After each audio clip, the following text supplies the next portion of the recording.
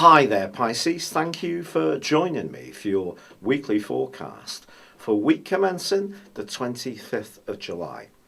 The planets are really urging you to grapple with the realities of life this week. So whether it's work, health, fitness, diet, life organisation, structure, all those kind of details which can for a lot of us be a little dull, but if you're someone with a penchant of having everything running as smoothly as a well-oiled engine, this is your opportunity to up your efficiency to a new level. If you're someone who's a little bit less together in these regards, what this week is asking you to do is to be very open-minded about the type of ways that you can improve things.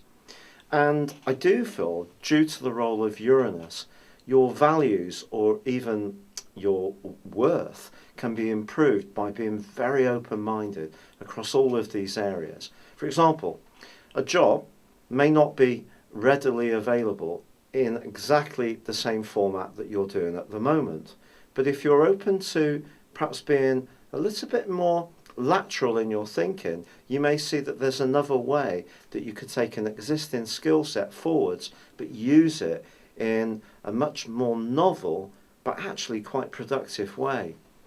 As far as your health and fitness and diet are concerned, do some extra reading, because what you find out can inform your decisions quite a lot, maybe help you to save some money, and at the same time up the amount of activities you get and also improve the nutrition that you're soaking out of the food that you're eating.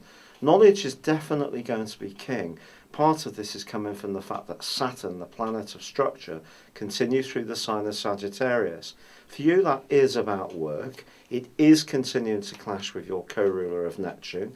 This does suggest that you can't be too airy-fairy in your approach to responsibilities.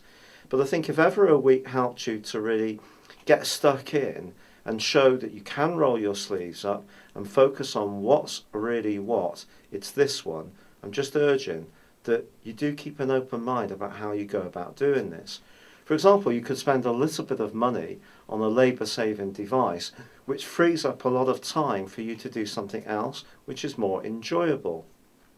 Now, there is a quarter moon which occurs on Tuesday, and the danger of this quarter moon in a way is that you almost try to do too much this week, try to be too productive, cram in so much that by the end of the week you're feeling stressed out. Try not to do that. Give yourself a little bit of a plan. Keep it simple, but the structure there can be flexible, but try to do the things that are really essential first, and then by the end of the week I feel that you'll really be on top of things.